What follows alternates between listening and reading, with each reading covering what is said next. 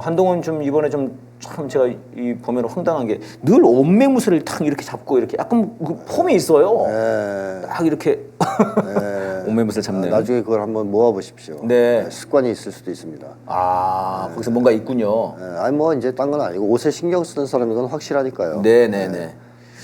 그런 것 같습니다. 자, 이번에 지금 이제 내일이 바로 김건희 특검이 네. 이제 자동 상정이 된다는 건데요. 저는 사실은 기존에 이제 윤석열이 막 몰려가는 그런 분위기에서도 어떻게든 반격을 시도를 하지 않습니까? 네. 네. 그러면서 결국 나중에는 뭐 거기 이 심사를 하는 사람들까지 공격을 해버리고 네. 나가 떨어지고 나는 못하겠다 그러는 경우가 나왔죠. 또 이번에는 뭐 재판까지도 뒤집어버리고. 네. 그래서 이게 이제 김건희 특검이 어떻게 될 것이냐 이런 게 굉장히 이제 말이 많이 있었는데요. 지금 네. 당장 내일인데 지금까지도 이제 그런 얘기도 계속 나옵니다. 뭐 총선호 특검이랄지, 네. 그다음에 이제 특검이 이제 뭐 악법이다 이런 얘기를 하면서 계속 비틀어 보려고. 네, 네. 그 내용과 형식, 일정 이런 걸 막 비틀어 보려고 하는데 지금 이제 윤상현이 재미난 얘기를 했습니다.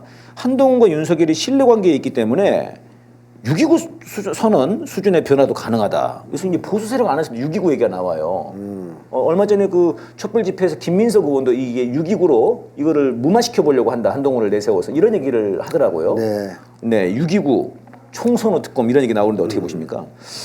이게 사실 적절한 비유라고 볼 수 없는데요. 네네. 왜냐하면 6.29 선언의 본질은 네, 국민들이 강력하게 요구했던 요구 중에서 하나를 들어준 거란 말이죠. 예. 그 당시에 국민들이 요구했던 것은 이제 전두환 퇴진. 네. 그 다음에 또 하나가 직선제. 그렇습니다. 직선제를 받아들인 겁니다. 네, 그러니까 큰 걸 하나 받아들인 거죠. 네. 그러면서 전국이 전환된 거예요. 네. 그러니까 국민들 입장에서는 그것만 해도 엄청나게 만족감을 느낄 수 있었던 네, 거거든요. 네. 직선제가 관철됐다는 것만으로도. 그럼 우리 손으로 다음에 전두환이 아직 안 물러났지만 네. 우리 손으로 뽑으면 되지 않겠어? 이렇게 생각할 수 있었던 거 아닙니까? 네. 그래서 이 정도가 돼야 사실은 6.29 선언이라고 할 수 있어요. 근데 총선호 특검이 무슨 6.29입니까? 6.29 네. 선언입니까? 그러니까 윤석열 퇴진이나 탄핵 정도는 돼야 네. 6.29 선언이라고 할 수 있고 그게 너무 어렵다면 최소한 특검을 전격 수용하겠다 정도가 돼야 네, 6.29 네. 선언이 효과가 있겠죠. 그래서 이거는 그냥 총선 이후로 미뤄서 살짝 김건희 특검을 총선에 영향을 미치는 것을 차단해 보려는 네, 이런 네. 잔꾀 정도일 뿐이다. 네. 6.29 정도까지도 안 된다. 그럼요. 이거는. 그 얘기입니다. 네. 만약에 진짜 6.29가 나온다면 이 정권에서 네네. 그러면 그 정도 나올 거예요. 뭐 윤석열 탄핵을 하든 네. 아니면은 뭐 전격적으로 뭐 김건희가 감옥에 가시든 네. 한동훈이 가발을 벗든 뭐 이 정도 급이 해야 이게 네. 6.29 선언 되는 거 아니겠어요? 네. 총선 특검은 뭐 지금 하나만 한 얘기죠. 이거는. 예. 네. 근데 이제 이거 갖고도 대통령실에서 윤석열이 경로했다 이렇게 얘기가 나옵니다. 네. 네, 어떻게 보십니까? 이게 진짜로 윤석열이 경로하는 장면을 보게 되면 네네. 화면 같은 거로 제가 확실히 말씀드릴 수 있어요. 진짜 경로한 건지 네네. 경로한 척하는 건지. 네. 그러니까 두 가지 가능성을 지금 다 열어놓고 얘기할 수밖에 없어요. 예. 직접 본 게 아니라서 전원이잖아요. 네네. 만약에 진짜로 경로했다면 김건희에 대해서 공격을 했다 니네가 감히 총선 전이든 후든 특검을 하겠다고. 그러니까 윤석열 입장에서는 자기를 공격하는 것보다 김건희 공격하는 게 더 화가 나고 무서운 일이잖아요. 네, 무서운 일이다. 네, 무서운 일이죠. 그러니까 뭐 노예가 주인을 공격하면 제일 무서워하잖아요. 예. 막 난리를 치죠. 우리 주인님을 네가 뭐 이런 식으로. 예. 그런 거랑 비슷하게 윤석열이 제일 두려워하는 건 사실 김건희에 대한 공격일 수 있기 때문에 네네. 진짜로 경로했다면 감히 니네들이 김건희를 쳐? 뭐 이런 거.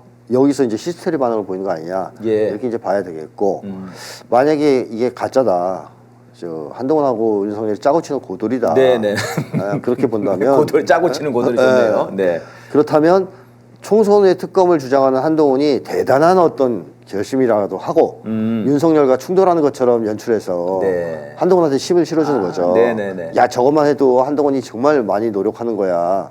자기들로 봤을 때는 6.29로 생각한 거군요, 이거를. 그렇죠. 자기들이 봤을 때는. 6.29 같은 거야 이거. 이 정도면 진짜 엄청 양보한 건데? 그리고 이거라도 빨리 한동훈한테 힘을 실어줘야지 너희가 네.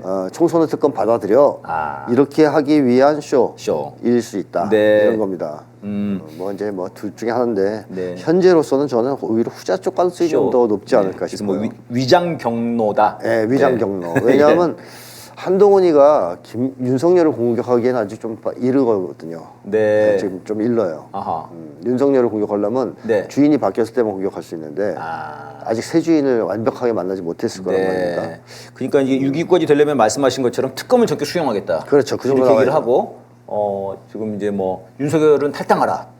뭐 이런 식까지 나가야 되는데 그 정도 나와야죠. 아직 그 정도는 아니에요. 한동훈이 그 정도 할 수 있어요. 네. 6.29 비스무리하게 되는 거죠. 네네. 그 탈당 얘기는 지금도 많이 나오더라고요. 네네. 그러니까 이거는 특검을 봐도 탈당을 해놓으면 좋다는 거예요. 쟤네들 입장에서는. 네. 탈당을 해놓으면 이게 그 특검법에 대통령이 속하지 않은 정당이 네. 특검을 추천할 수 있다. 뭐 이런 게 있는 모양이에요. 네. 그러니까 이제 그럼 국힘당에서 뭐 추천을 하는 식으로 네. 특검을 수용하되 뭐 이런 식으로 하자. 그런 짱구도 굴리겠지만 네네. 윤석열 입장에서는 굉장히 기분 나쁘겠죠. 탈당하라고 그러면요. 탈당하라 그러면. 네.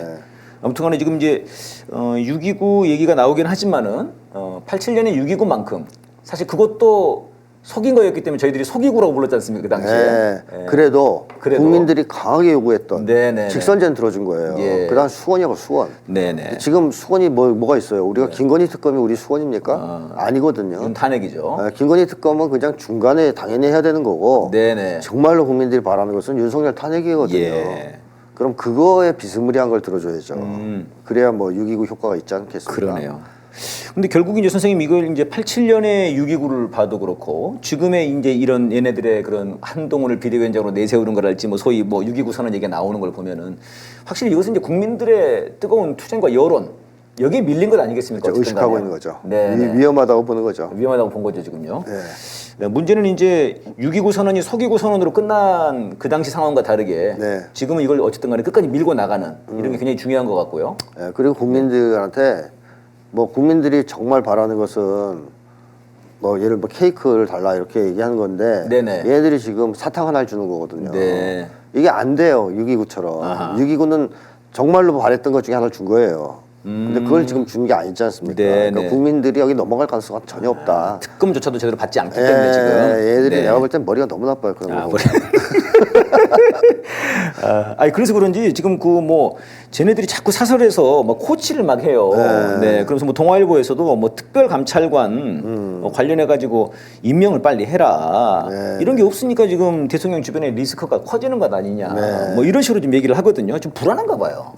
그러니까 네. 6.29 정도 하지 않으면 네. 잘못하면 큰일 난다. 그러니까 그게 좀 있나 봐요. 이런 위기의식이 있는 거죠. 보수층에. 네.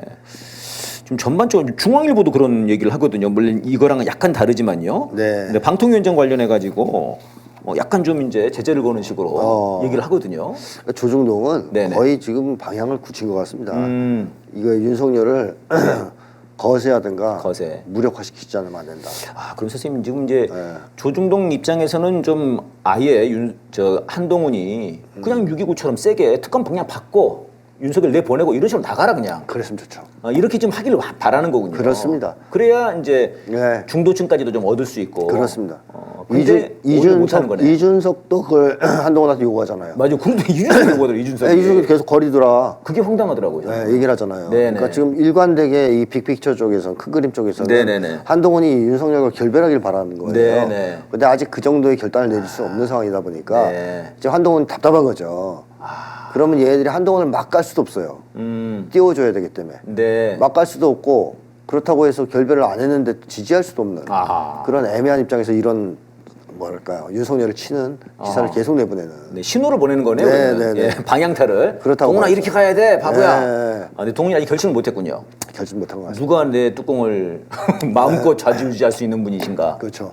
그걸 결심했다면 아주 강력한 결별 선언이 나와야 되는데. 나와야 되는데 아직 그 정도는 네, 아니다. 안 나왔죠. 이게 선생님 말씀하신 것 중에 이제 저도 인상 깊었던 게 지난주에 이게 전두환과 노태우 관계와 윤석열과 한동훈 관계 좀 다르다. 네, 그때 진짜로. 동업자 관계였다면 맞습니다. 이건 주종 관계이기 때문에 맞습니다. 한동훈이 그런 결심을 하기까지는 굉장히 큰 마음이 있어야 된다. 맞습니다. 아, 그럼 쟤네들은 기득권 쪽에서는 빅피처 쪽에서는 6.29 정도로 나가야 된다라고 한 건데 한동훈이 아직 그걸 결심을 못한 거로 봐야 되겠네요. 그렇습니다. 그건요. 그래서 한동훈을 아마 굉장히 많이 이렇게 뭐 압박도 하면서 네네네. 뒤로는 네. 힘을 실어주려고 할 겁니다. 자, 네가 이제 윤석열을 치고 배신해도 예. 우리가 있어. 뭐 이런 식으로. 걱정하지 말고 나가. 걱정하지 말고 해봐. 이런 식으로 할 겁니다.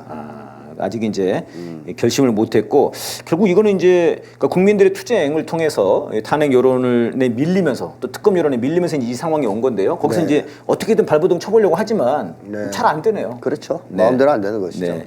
지금 필요한 것은 이제 강력한 탄핵 투쟁과 이 민주당의 투쟁 이런 게 네. 필요해 보이는데요.